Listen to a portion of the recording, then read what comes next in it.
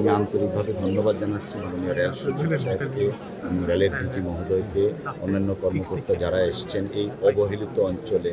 আপনারাই বলছেন যে 108 বছর পুরনো এই স্টেশন, তো এই 108 বছরের যে উন্নয়ন হয়েছিল 108 বছর আগের, সেই 108 বছর ধরে উন্নয়নটা এখানে সমাপ্ত। তো আমরা এই উন্নয়ন 108 বছরে যা হয়নি, আমার দৃঢ় বিশ্বাস মাননীয় রেল প্রতিমন্ত্রীর নেতৃত্বে অন্যান্য কর্মকর্তা যারা এসছেন তাদের সহযোগিতায় আমরা থেমে থাকার 108 বছরে থেমে থাকার পরিসমাপ্তি দেখতে পারবো ইনশাআল্লাহ। এবং এই দুর্গাপুরবাসীর এটা প্রাণের দাবি, শত বৎসর প্রাণের দাবি যে রেল লাইনটা দুর্গাপুর পর্যন্ত যাওয়া। ওনারা এসছেন আজকে, আমি প্রত্যাশা করছি ফিজিবিলিটি স্টাডি হবে, যাবতীয় দেখুন যে কোনো একটা কর্মযজ্ঞের ব্যাপক প্রস্তুতি থাকে, সেই প্রস্তুতিটা তেনারা সম্পন্ন করবেন এবং পর্যায়ক্রমিক উন্নয়নটা অব্যাহত থাকবে। আর আমাদের বিগত নির্বাচনের সময় আমাদের একটা কমিটমেন্ট ছিল এই অঞ্চলের মানুষের সাথে, যেন যা এক্সিস্টিং লাইন সেটার উন্নয়ন সাপেক্ষে লাইনটাকে এক্সটেনশন করে। আশা করছি আজকে যেন রেল মন্ত্রণালয়ের সর্বোচ্চ কর্তা ব্যক্তিরা এখানে আছেন, ইনশাল্লাহ এই এলাকার মানুষ সুফল পাবেন। ভিটামিন ই ও সি সিরাম 8টি প্রাকৃতিক অয়েল সমৃদ্ধ লিলি সিরাম অয়েল, যা চুল পড়া কমায় মাত্র 30 দিনে।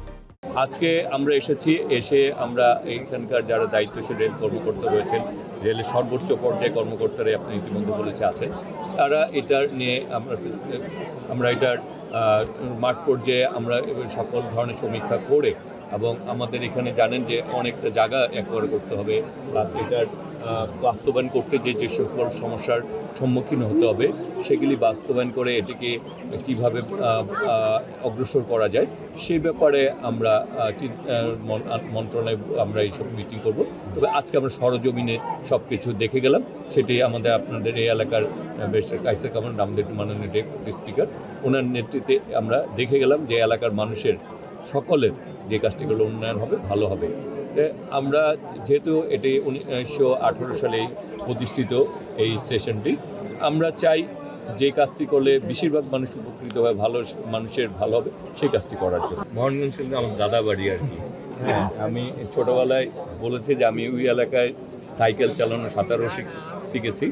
আমি প্রতিনিধি হওয়ার পরেও এলাকার যখন সবাই আমার না, এই এলাকার নেতৃত্বকোনার যারা এমপিরা রয়েছেন সকলেই, আমাদের ডেপুটি স্পিকার সহ সবাই দাবি করেছেন ওইটির ব্যাপারে। এই ব্যাপারে আমি রেলের ডিজি সাহেব এখানে উপস্থিত, তাকে বলেছি যে ওই রেল লাইন করা যায় কিনা, ও সরকারিভাবে চলছে, এখন হয়তো আমরা বেসরকারি ব্যবস্থাপনায় সে ট্রেনটিকে চালু করার জন্য আমরা চিন্তাভাবনা করছি। হয়তোবা আমরা লোকোমোটিভ পাওয়ার সাপেক্ষে হয়তোবা 2-3 মাসের মধ্যে আমরা আশাবাদী যে ব্যাপারে বাস্তবায়ন করে কাজ করতে পারব।